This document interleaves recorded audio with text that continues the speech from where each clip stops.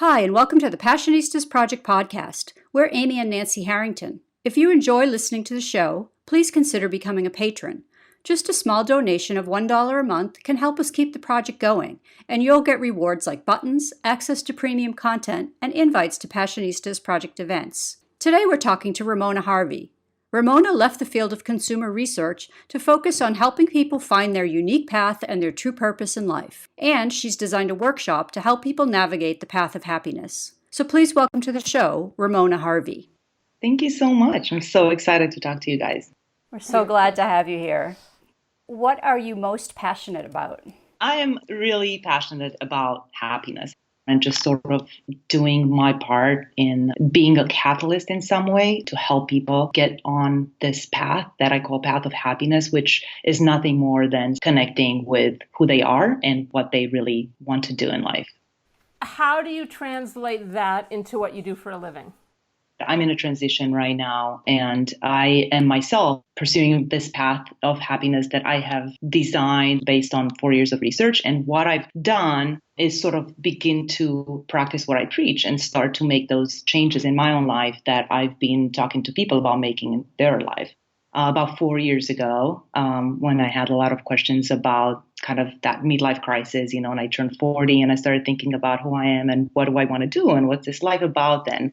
I had the pressing question that I heard other people really talk about, and it's something that I've talked to a lot of my friends and colleagues, which is, can you be happy while also being a responsible adult and having a normal life? I'm a parent. I'm also primarily the breadwinner here in San Francisco. My husband's an artist. He works at museums, and it just so happens that my career in business had paid so much more. And so really I had to shoulder a lot of the financial responsibility in the family. So I found myself back then in this point where so many people I've talked to since then find themselves, which is, how can you sort of be happy? How do you figure out what makes you happy while at the same time having a life that requires so much refocusing towards financial solvency and just kind of doing things that pay rather than doing things that maybe deep down you would rather do. And so really, I would say my journey, it started back then. It started with these big questions. The midlife crisis is one of those things that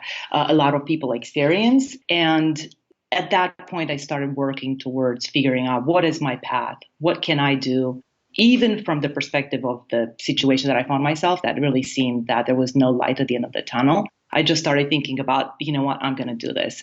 I developed what I call path of happiness framework, where I basically threw in all the things that I've learned from 4 years of research and interviewing people. And I started to do workshops on that, and I'm writing a book. Tell us about the significant change you and your family made in 2014 and what you learned from that experience.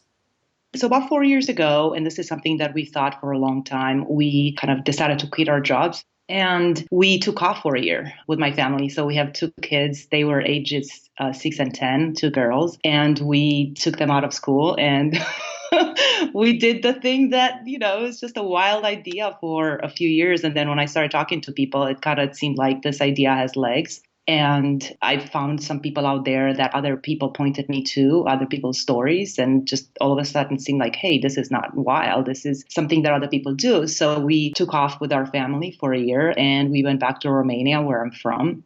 We traveled to a lot of countries, I think 11 countries. And my kids got to really practice Romanian. I got to really start to do this work of who I am and what am I here to do and, who am I even? And that was sort of a big question, given that I was back in Romania, which my homeland, which I had left right after college. So there was a lot of sort of traveling in the real world and traveling internally into my own inner world. And that's just something that I really haven't done before that. So we did that, and that was just an unbelievable experience. And and then pretty much my life started to change a little bit, little by little, since then. So what did you learn doing that you applied to your life when you got back? One of the first things that I learned was that I really didn't know myself. And it seems like a blanket statement, but I mean, if you had asked me before I left if that was going to be one of the things that I would learn, I would have laughed. I would have said that's just woo-woo stuff. Like, of course, I know my stuff. Like, I'm strong. I'm this like powerful woman. I know how to set goals. I know how to work hard. But I think when you travel, and especially when you go home, back where you're from, especially for someone like me, when you leave your country and you kind of build a life somewhere else, and that could be in other ways. I'm sure everyone's experiencing this, whether or not you leave physically your home. We do all kind of go in different directions and career-wise and so on. And so when you go back and you kind of put yourself back to where you come from, it sort of forces you to remember and get in touch with kind of who you were as a child, which is something that I absolutely never did. And I didn't even think that there was any point in doing that. So one of the first things that I learned was, oh my God, this is where I'm from. I don't speak my native language on a daily basis. I'm not exposed to the culture or the customs of those where I grew up. And so just putting myself physically back there, I just started to really kind of open my eyes as to kind of my background and where I'm from and the traditions and the neighborhood and the physicality, but the culture of it and the mindsets that people have and just the ways of being, just everything sort of brought back memories. And so I started seeing that.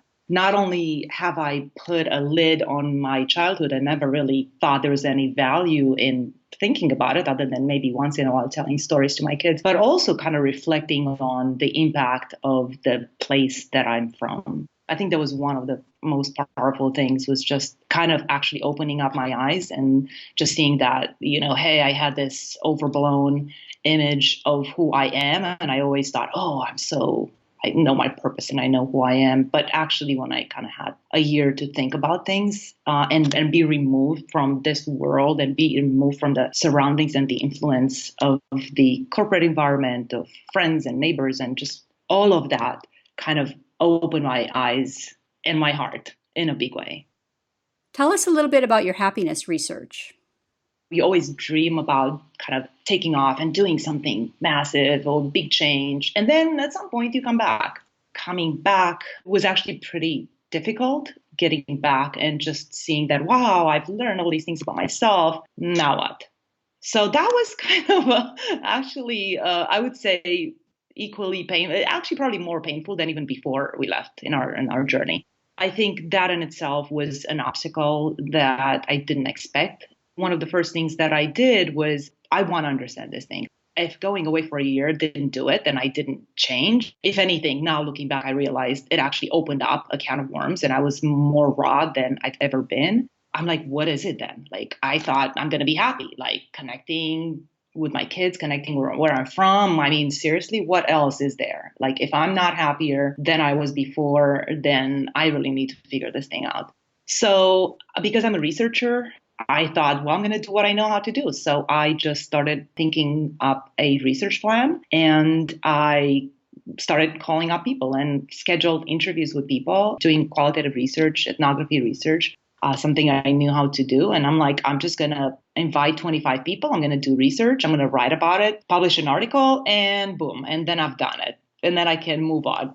So that opened up another can of worms that I was essentially moving along my own journey of discovery. So I started talking to people, started interviewing people. And one of the first questions that I had was, I had come across this quote long time ago when I was back in high school, I think. And there was a quote that Leo Tolstoy starts his Anna Karenina book by saying, happy people are all alike, and every unhappy family is unhappy in its own way. So I'm paraphrasing. So I thought, well, is it true that everyone who's happy is happy in the same way? And is it true that all unhappy people are unhappy in different ways? So that's kind of the beginning. It was just one of those things that, I don't know, for some reason, it just nagged me. The other question that I had was, well, everyone I see around me in the corporation I was working at, and for all my 20 years of corporate experience, everyone complains. No one's ever happy. That story was consistent. So I thought, how come everyone in this world right here, we're all super smart. How is it that all of us over here, all the world that I really knew, we're all sort of not satisfied? And more than that, so many of the people I've talked to were just hopeless, and not thinking of themselves as hopeless, but more like this is just how it is. I mean, what do you expect? This is work, and there is happiness, and there is passion, and then there is work that pays. So to me, it didn't make sense. And I understood that kind of, I guess, is the way things are. But I just refuse to just accept that for my life. Because, when you have younger kids and you read them stories and you talk about you can be anything you want to be. And then here I am stressed out and frustrated every day. So it just doesn't add up. Deep down, I just felt like there is this huge disconnect. And so what I started doing is I interviewed people from my old world, people very similar to me who were just not satisfied. And then I'm like, well, who are the people I know who are happy? Because I want to compare and contrast. So I started interviewing people who had more creative jobs. I started thinking, like, who do I know who's happy? I think we all have a pretty good internal radar. I mean, I think it's pretty clear. You can see from just the way people act and behave and what they do with their lives, you can really see people who are more satisfied and kind of seem to love their life, and pretty clear who doesn't. So I started interviewing one by one people from both groups. And so that's how it started. And I was pretty blown away, actually, from probably the fourth interview, when I started to go into things like, what makes you happy? What do you do? What are the kind of things that you do? Tell me a little bit about your life, all that kind of stuff. So I had this discussion guide. So essentially asked people the same exact questions. And so then I started comparing the two. And I just thought by comparing these two, I'm just going to get some ideas. I mean, I found out a lot of the things that I had expected. One of the things was that, seems like creative people are happier than corporate people. So it was a very basic idea.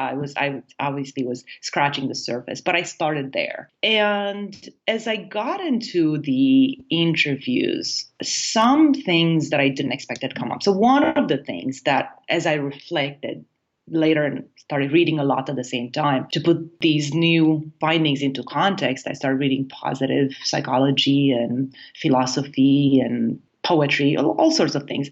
What I started to realize, and this was probably the biggest aha for me, was that there isn't really such thing as happy and unhappy. I was pretty convinced that that's kind of how it is. What I started to see is actually that there is this journey that people in the group that rated themselves as happier seem to have gone through this journey. Overcoming things, working hard, getting back, sticking with their vision, etc. Being optimistic, like really being badass basically about their own convictions and really knowing themselves. But it seemed that a lot of the things that these people were doing at the beginning of this journey were things that the people in the first category, like me, were people who were doing those exact same things, only they didn't make it as far on this journey, if you will, as the second group. And this gave me a lot of hope for me personally. I thought, okay, so if there isn't such thing as some people are happy, some people are unhappy, it's really more about a sort of a journey. Like, I want to get from here to New York. Some people actually are farther, not that they're any better than me. It's just that they happen to know that they're going to New York. They got their ticket. And they actually are now on their way. For me, I'm still thinking, where am I going? Am I going to New York or am I going somewhere else? Am I going to get this ticket? I don't know. It's expensive. So we are just simply sort of not sure yet, where we're going to go. Because, I mean, if I want to go somewhere, I have a laundry list of 25 places I want to go. So, of course, there are all these things that I like to do, but which one am I going to choose? And I remember a talk by Elizabeth Gilbert who talked about this idea that some people are very, very clear, they're just blessed with having a quote unquote talent or interest or thing that they're really, really passionate about that they identify at a very young age. And I see this with my own kids. And then there are people who are more generalists. She calls them hummingbirds, people who like to go from leaf to leaf, people who are interested in this, in this, in this, in this. So I found myself in this category. So if you are in that category, what in the world are you going to do?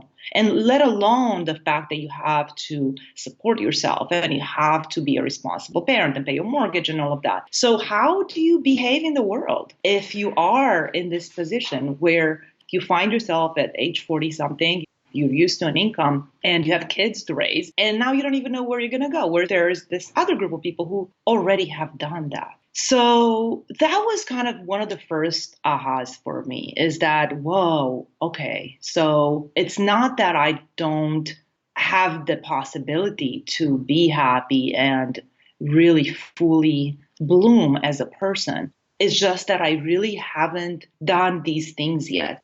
And, just to put a pause here, one of the things that I've learned through my research is this idea, and this is one of the key things on this path of happiness journey, is this idea of full honesty and acceptance and self-compassion. And I think you need these things in order to not look at yourself in the mirror and be like, I'm just terrible. Like, just forget it. This is hopeless. Like, I'm done.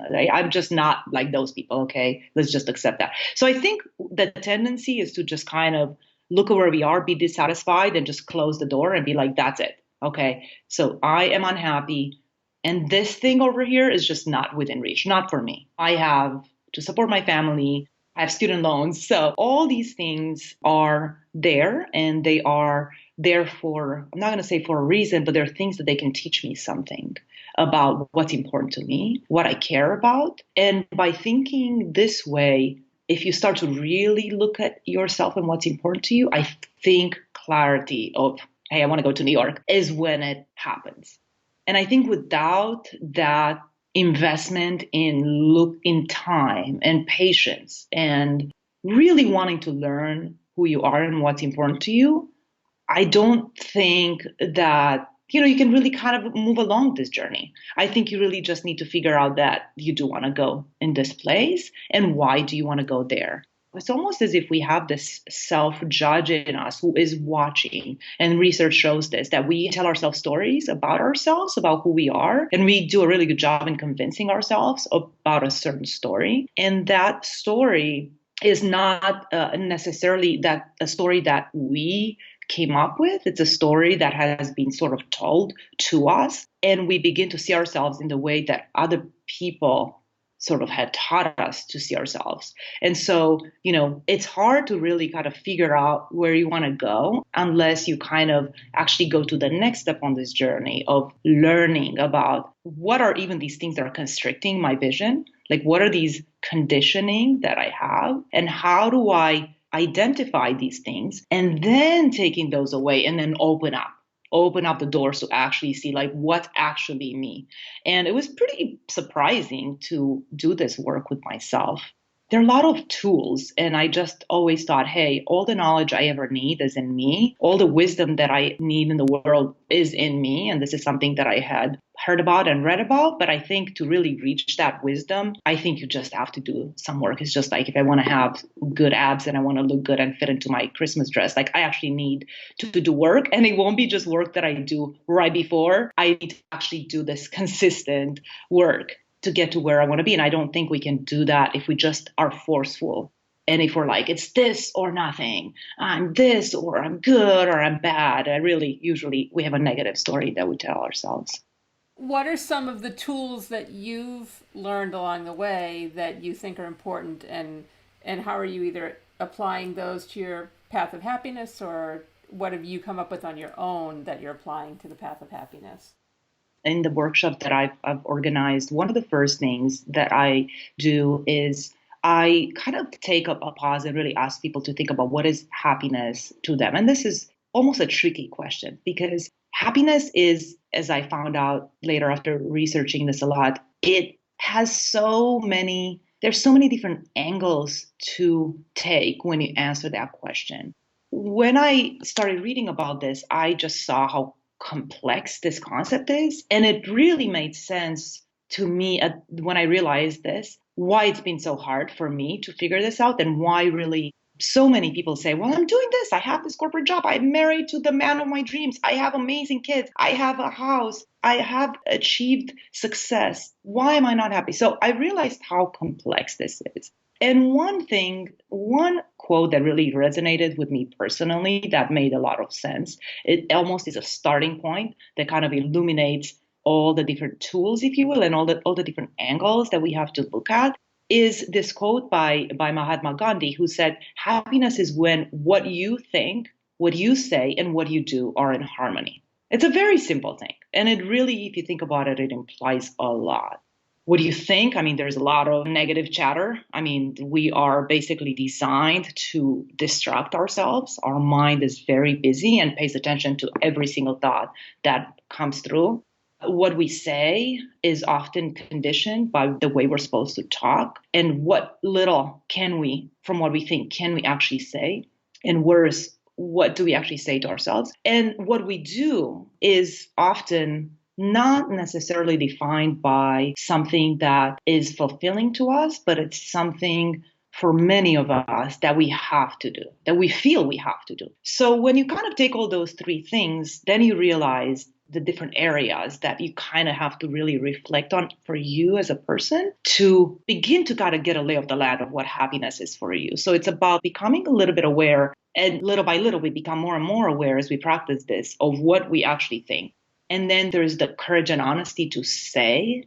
I think before we even do something, there's the saying of it. There is the acknowledging that, hey, you know what? There's this thing that I've been thinking about, and I'm actually taking it seriously. You know, this idea of going away for a year. I mean, come on, who does that? I mean, that's just crazy. Everyone thinks about it, but no one does it. In fact, this is exactly what so many people told me.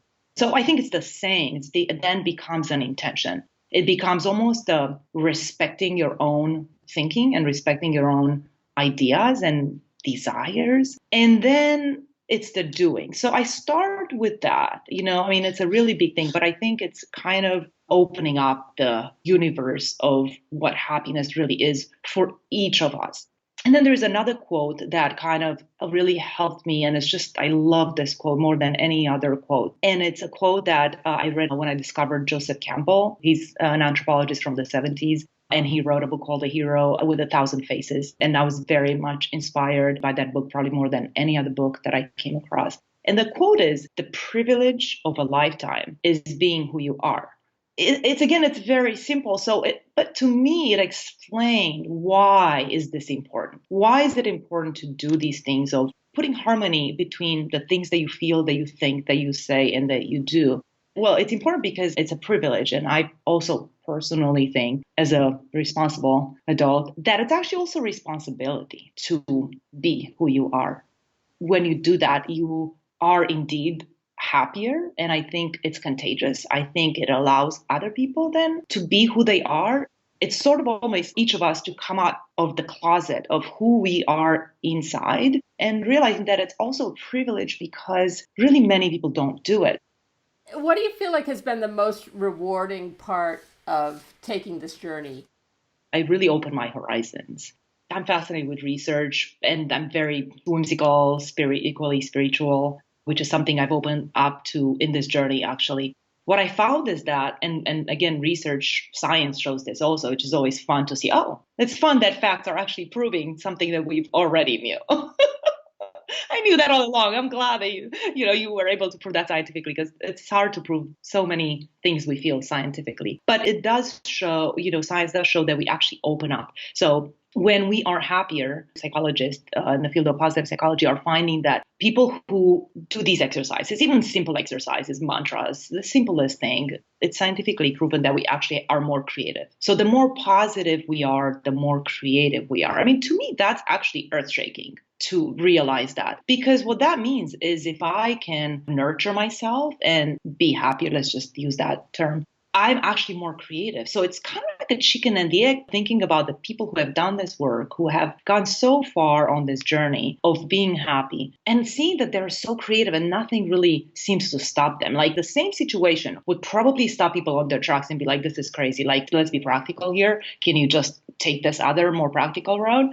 It seems like these people just think that they're like creative solutions. I mean, it's just any situation has a lot of different possibilities. There isn't just this one. There are creative solutions that they are able to find in real tough situations to continue on this journey and like stick to their guns about composing music or being a doctor or whatever they want to do in this world.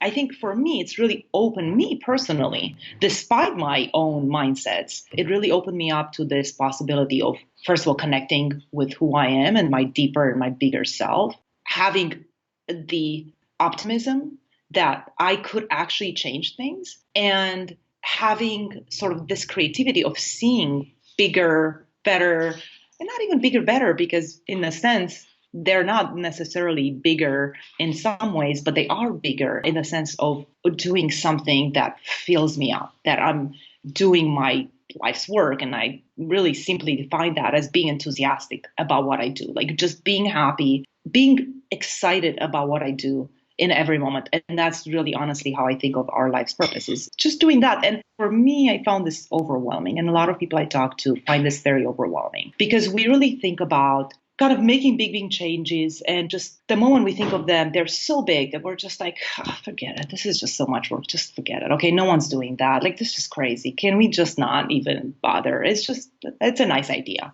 But I think if you open yourself up and you kind of practice this positive thinking, and I can talk more about what that is, because it's not forceful positive thinking. It's also a lot of introspection and accepting the negative thoughts, and not only accepting, but actually paying attention to what they have to say, because they have some important lessons and important things that we're not paying attention to. But essentially opening up to ideas and opening up to what might be possible. Do you have a mantra that you live by? The main one is the privilege in this life is to be who you are. I also think of it as a responsibility, but I think it is a privilege to be here. I think it is a gift to have the awareness that we have. And I think it's a gift that we should accept, and taking that seriously, but also don't take yourself too seriously. I think that openness is really achieved by not being too stuck or decided that this way that I believe right now is the way. I think being open to discovering more of yourself, discovering more things that you might like. I mean, we know that physically every 7 years, our cells are completely changed and renewed. So we actually do change, and there are these seasons in our lives. And I think just being open to the bigger and bigger layers of who we are. And I think that is the privilege. You talked about the thought of giving up in the past. What makes you keep going in those times? There's this time that I've spent that I've already kind of opened up. It's something that I felt that I cannot unfeel. There's the rational mind that really needs to be dealt with. So there is also the convincing myself. There is an observing self that is observing what we do and that judges us. And when I say by judging, I don't mean positively, unfortunately. We're kind of actually harsher than other people, which is why a lot of the times when we steer and pivot in a different direction, we kind of have what's called the imposter syndrome. It's because we could convince maybe other people, but we know deep down that we haven't done the work. I think we have this sense of prove it to me. I think that's where the sense of self-confidence comes and self-drive comes from that. When we become more aware of that voice and the way we judge ourselves, then I think we realize that, you know what, we have to do these steps. So if I see myself, and a big value for me is being honest and acting on my values, then I really, for me to kind of keep staying happy or thinking of myself as someone who I respect and I'm proud of, I need to actually do these things. So I'm aware of this judge in me that is observing what I'm doing. So I can't just say one thing, write one thing, and then do another thing. So I think it's kind of this old notion, I think, of being self-accountable. Now that I know what I want to do with my life, it's very difficult, actually, the place I find myself right now. I have recruiters calling me. I've been a freelancer since I got back from that trip for the last 3 years, and I could make a lot more money and I could be a lot more stable. And I would have far fewer worries about my family. And, I could be doing these things that my old conditioning would dictate that I do. I would invest. I would keep going. I could probably, I would keep going. And despite myself, I would probably have some career success. But I can't do that anymore if I want to be honest and if I want to stick with something that I've discovered and that I've already made progress on. So I think one of the first things to stay on this journey is actually to have one small win, one small thing, one little thing that sort of as you drive your plane, you just just slightly take in a different direction. And that small win could be something like in my case, I guess being able to convince myself, being able to convince some of my friends that going to Romania for a year is a good idea. And having one friend who said, you know what, you should just do it.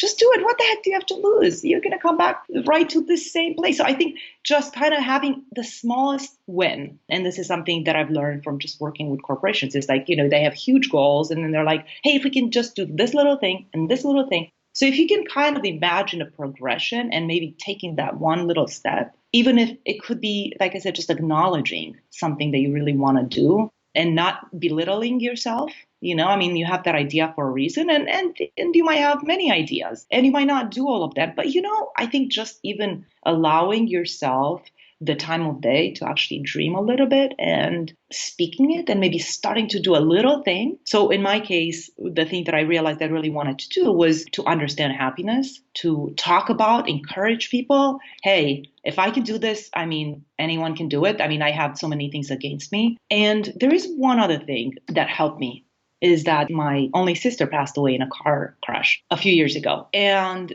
I was talking to her. She's very close to me. She was in Romania. We were talking every week. And so when she passed, that was something that, for me, the way that translated after I went through this kind of dark period, as you can imagine, the feeling and the thought that kept coming back to me was, you're here? She's not. You're here. So what are you going to do with this thing? You are here. Can we just forget about this nonsense, about the practicality? Okay, you're not going to bankrupt your family. You're not going to starve yourself, but you've been talking a lot about this thing. And if there's the lingering thought in your head, in your heart, that thing you need to pay attention to. And, I think by simply being here, I think that's enough reason to pay attention to it and maybe start taking it seriously. If you look at all the people that you admire, take one person, they've done this. They had this dream. It wasn't an easy thing. They had to overcome lots of roadblocks, lots of self-doubt, lots of fear, lots of conditioning, just like me, just like anyone.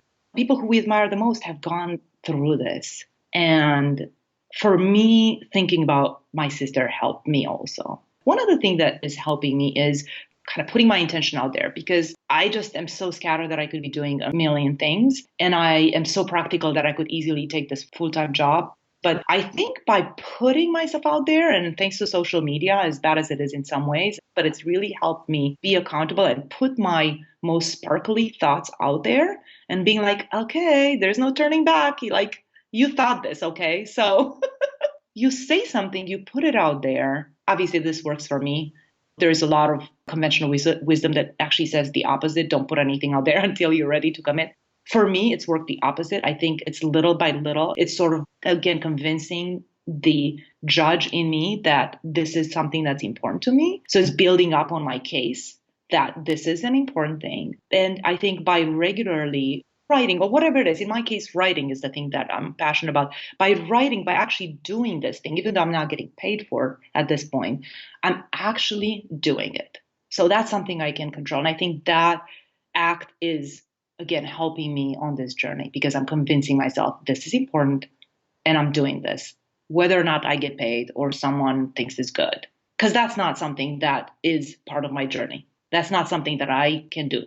I don't know what the weather will be like in New York, but I'm getting my ticket. Thanks for listening to the Passionistas Project podcast and our interview with Ramona Harvey. Visit sfstoryteller.com to learn more about Ramona and her Path of Happiness workshop. And be sure to subscribe to the Passionistas Project podcast so you don't miss any of our upcoming inspiring guests.